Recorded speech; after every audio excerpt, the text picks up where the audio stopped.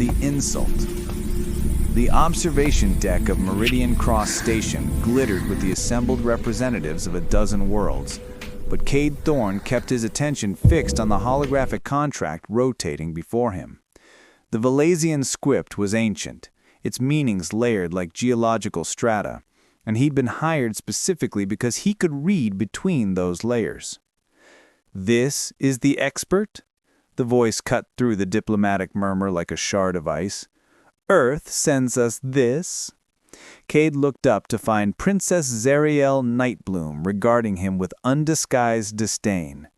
Her violet skin seemed to shimmer beneath the station lights, silver markings tracing elegant patterns along her temples and throat. She was beautiful in the way distant stars were beautiful, lovely and utterly cold. "Your Highness," he inclined his head with practiced courtesy, "I'm honored to assist with the translation." "Honored," she tasted the word like something sour. "Tell me, human, how many cycles did you study our language? 5? 10?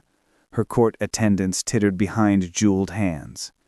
15 years, actually. 15 years to achieve what any Valazian child masters in 3? She circled him slowly, a predator assessing prey. "I've read the reports about your species. Limited neurolinguistic capacity, clumsy vocal apparatus. It's rather like watching an insect attempt poetry, isn't it?" Heat crept up Cade's neck, but he maintained his neutral expression. He'd dealt with academic rivals, bureaucratic obstacles, and his own crushing self-doubt to reach this position. He wouldn't let one aristocratic princess, however stunning, undermine his work. "The contract, Your Highness." He gestured toward the hologram. "The council is waiting." Zariel's eyes, a deeper violet than her skin, flecked with what looked like stardust, narrowed. "How unfortunate that I must work with such inadequate assistance. Very well, but understand, human, I will be watching for your inevitable failures." When the session ended, the lead diplomat approached Cade with an apologetic expression. "Don't take it personally. The princess is under considerable stress." "Of course," Cade replied smoothly, already planning how he'd prove her wrong. He had no idea how thoroughly the universe was about to upend both their lives. The trap.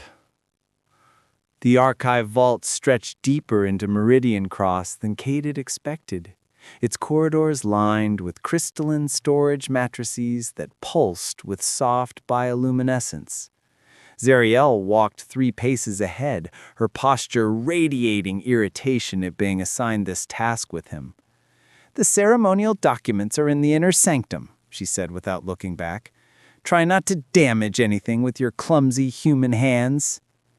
Cade bit back a retort and followed her through an archway carved with symbols he recognized as Old Valatian, the root language that predated the modern dialects by millennia. His fingers itched to trace the intricate patterns, but he kept them at his sides. The sanctum was breathtaking. Holographic texts floated in concentric circles around a central pedestal, each one a masterwork of ancient scholarship. Zariel moved toward the pedestal with practiced grace, reaching for the primary archive crystal. The moment her fingers touched it, everything went wrong. Light exploded from the crystal in cascading waves, the archway behind them sealed with a sound like thunder, and the temperature plummeted. Emergency biolights flickered to life, casting everything in an eerie blue glow. "What did you do?" Zariel whirled on him, fear cracking through her imperious mask. "Me? You're the one who touched it." She was already at the sealed entrance, her hands moving frantically over the surface. "It's a security protocol. Ancient. It thinks we're thieves." Her voice climbed with panic. "The distress signal won't penetrate these walls. We're trapped until the cycle completes." "How long?" 72 hours. She turned, and for the first time he saw genuine vulnerability in her eyes. "I'm sorry. I shouldn't have. I'm scared." Cade touched his cheek. more surprised by the apology than the slap. "Me too," he admitted. They stood in the dropping temperature, two beings from different worlds, and something shifted in the space between them. The thaw. By the second day, they'd established a careful truce. The inner sanctum had become their prison and shelter, the archived texts casting shifting shadows as they huddled together for warmth. Zariel's earlier disdain had given way to wary cooperation, then something approaching curiosity. "Repeat that," she said, sitting up slightly from where they had been sharing body heat beneath his jacket, in the northern mountain dialect. Cade smiled and switched linguistic registers seamlessly, reciting an old Valesian proverb about stars and destiny. He watched her expression transform from skepticism to wonder. "That's perfect. The tonal shifts, the archaic verb forms." She reached out, hesitated, then touched his throat gently. "How is this possible? Humans aren't supposed to be capable of such precision." "Maybe your people underestimate us." He kept his voice soft, aware of her fingers still resting against his skin. "I've dedicated my life to understanding Valesian culture, not because I had to, but because I wanted to." "Why?" The question was barely a whisper. "Because it's beautiful, complex, worthy of respect." He met her eyes. "Even when representatives of that culture treat me like I'm something they stepped in." Zariel flinched. "I was cruel to you." "Yes. I'm being forced to marry Krell Darkspire next month, a political alliance. He's twice my age and views me as property." The words tumbled out as if a dam had broken. "I've been so angry, and you were just there. An easy target." Cade's hand found hers in the darkness. "I'm sorry. That's not the life you deserve." "What do you know of what I deserve?" But her fingers curled around his, holding tight. "I know that someone as brilliant and passionate as you should marry for love, not politics. I know that your cruelty is armor, not character."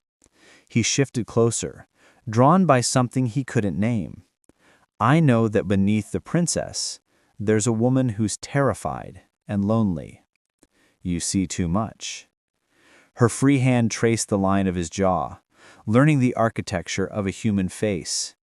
"It's dangerous." "So is this," he murmured, leaning in until their breaths mingled. The kiss started gentle, tentative exploration of foreign territory, but hunger ignited quickly. Her lips tasted of something sweet and electric, and when she made a soft sound of need, Cade deepened the kiss with careful intensity. When they finally broke apart, both breathing hard, Zariel's markings were glowing brighter than he'd ever seen.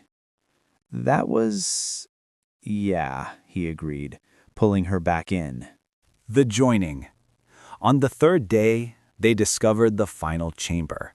It revealed itself as the temperature stabilized, a hidden archway shimmering into existence behind the oldest texts. Zariel approached it cautiously, Cade close behind, their hands still intertwined from the past hours of whispered confessions and stolen kisses.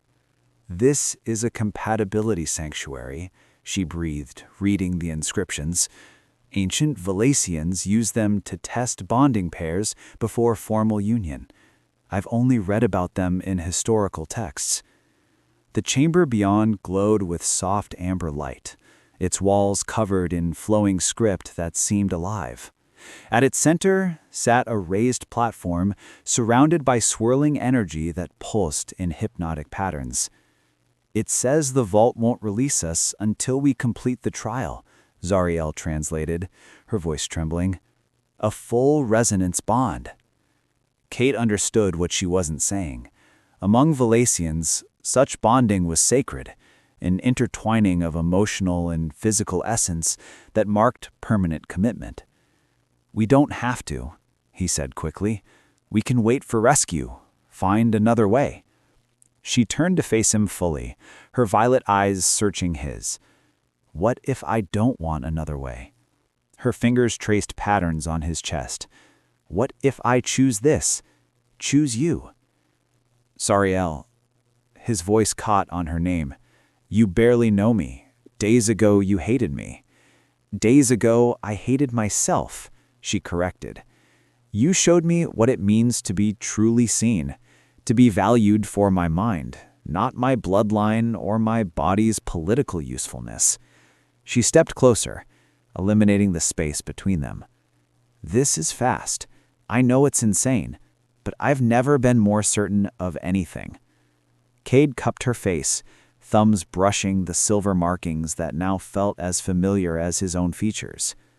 "If we do this, there's no going back. You'll be bonded to a human. The scandal. Let them talk." She kissed him fiercely. "I choose you, Cade Thorne. I choose freedom." He lifted her onto the platform, their movements slow and reverent. Her ceremonial robe slipped away like water, revealing violet skin that seemed to glow from within. She trembled as he explored her with careful touches, learning what made her gasp, what made her arch into his hands. "You're beautiful," he whispered against her throat, feeling her pulse race beneath his lips. When they finally joined, the chamber responded.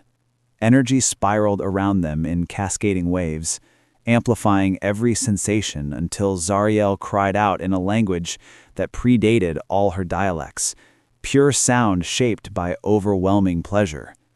The resonance built between them like a symphony, each touch and movement creating harmonics that made the very air vibrate. Cade had never experienced anything like it. Her empathic nature created a feedback loop where he felt her pleasure as she felt his, building exponentially until neither knew where one ended and the other began. The declaration. Zariel's cries echoed through the chamber in 17 distinct vocal patterns, each one a different Valasian dialect shaped by ecstasy too intense for conscious control. Her markings blazed like captured starlight, and Cade felt the moment the bond sealed, a golden warmth that spread from his chest outward, writing itself into his very cells. When they finally collapsed together, trembling and complete, the vault's energy had shifted from amber to soft gold. The sealed entrance hummed, preparing to release them. "Look," Zariel whispered, holding up her arm. Fine golden filaments traced through her silver markings, spelling out patterns that Cade recognized with wonder. "That's my name, in Old Valasian. You're written on me now." She smiled, radiant and unguarded. "Everyone will know I've bonded with a human. There will be consequences. We can say it was an accident, the vault's requirements." She pressed her fingers to his lips. "No more hiding, no more lies." Her eyes held fierce determination. "I meant what I said. I choose you." The entrance unsealed 2 hours later. The rescue team found them dressed and composed, though Zariel's new markings told their own story. The lead diplomat's eyes widened in shock. "Your Highness, what has—" "Summon my father," Zariel commanded, her voice carrying royal authority Cade had never heard before. "And send word to Krell Darkspire that the betrothal is ended." The council chamber erupted in chaos when she made her formal declaration. Zariel stood before the assembled nobility, Cade at her side, and renounced her arranged marriage with words that rang like crystal. "I have bonded with Cade Thorne of Earth, as is my sovereign right. The compatibility trials have accepted our union. Any who question it, question the ancient ways themselves." Her father, the Valasian High Chancellor, studied them both with unreadable eyes. Then, slowly, he smiled. "I see the light has returned to your eyes, daughter. Very well. Let it be recorded that Princess Zariel Nightbloom has chosen her consort freely, as the old laws allow." The whispers would follow them for years. The princess who bonded with a human, the translator who won a royal heart. But Zariel never wavered. When dignitaries questioned human capabilities, she would fix them with a serene smile and say, "You should have heard him speak all 17 dialects, though I must admit I was too overwhelmed to appreciate his linguistic talents at the time." Cade built his career as the first human granted full diplomatic status in Valasian society, his insights bridging worlds. But his greatest achievement was simpler. Every morning he woke beside the woman who'd once mocked him, whose silver skin now carried his name in golden script, whose love had transformed them both. She had screamed in 17 languages that night, yes, but more importantly, she had chosen freedom, chosen love, chosen him, and that choice echoed across the stars, a testament to the bonds that transcend prejudice, fear, and the vast distances between worlds.